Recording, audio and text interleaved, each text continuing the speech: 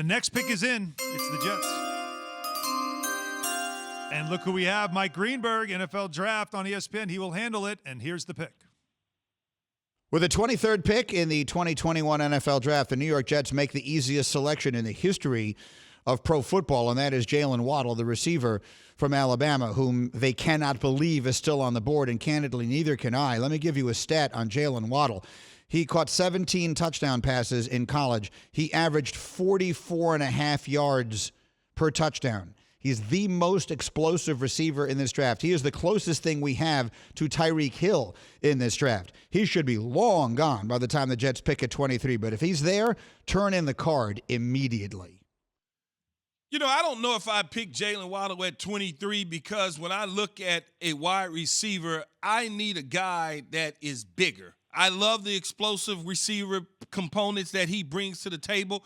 But for my money, I like big guys. I like to take smaller receivers later on in the draft because there's really a handful of things that they can do for me, which is lift the coverage, bubble screen, swing passes, things of that nature. I'm looking for an alpha dog at 23, not just a piece. But if he's there, Field?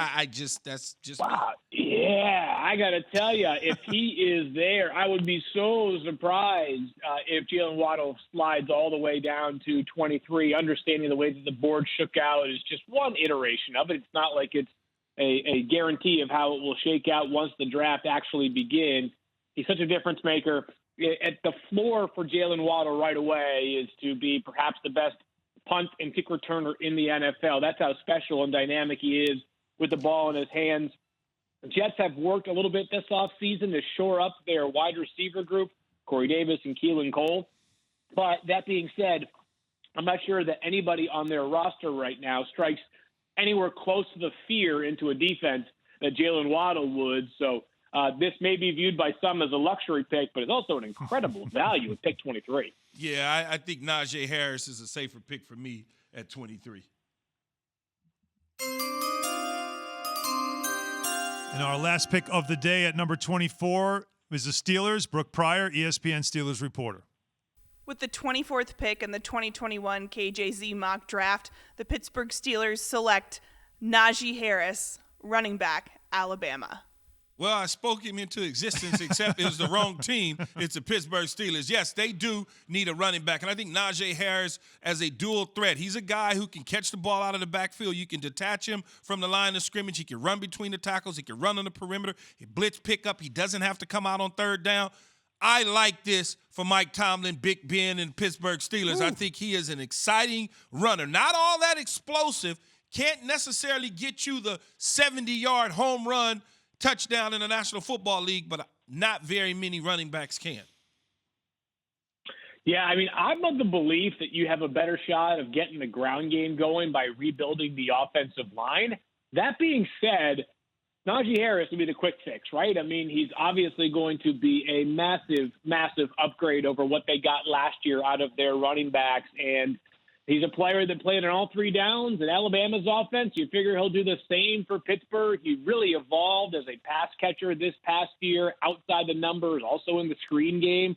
He can do it all. He would be the early favorite to be the offensive rookie of the year if he lands in Pittsburgh, because you would expect him to be like a 300 total touch guy from his very first season with the Pittsburgh Steelers. So Najee Harris at pick 24 feels like one of the most popular mock draft pairings for a reason.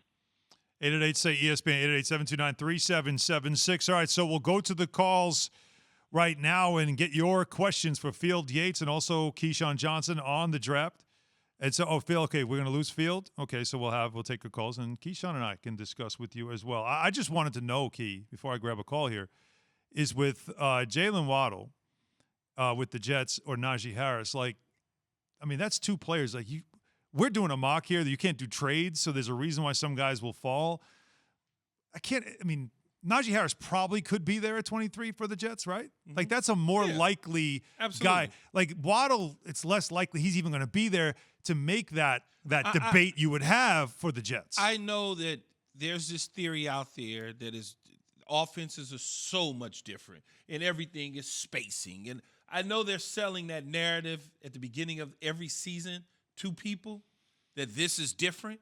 Well, it's not different. It's the same damn offense they've been running for as long as you can think of, except there's a few teams that do some explosive things with a couple of explosive players. But for the most part, Charlie Checkdown is still available in the National Football League. So when you look at Jaylen Waddle, Phil said a luxury pick, he's going to help them returning punts and kicks.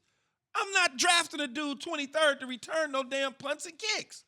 Why would I do that if I'm Joe Douglas? Well, that's also what he would do. I mean, they would also use him as a weapon. It's just that he can add that dimension. Yes, but if you're at 23 is fine.